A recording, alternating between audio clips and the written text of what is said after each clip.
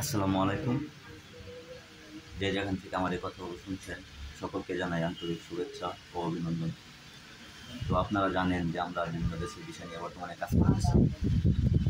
বর্তমান সময়ে আমরা সৌদি আরব, কুয়েত, তো বিশেষ করে কুয়েতের বিষয় হচ্ছে যারা আরবি বিষয় এবং মালদা বিষয় নিয়ে দেশে বাইরে যেতে চান তারা অবশ্যই যোগাযোগ করতে পারেন। আমাদের আড়েল আছে।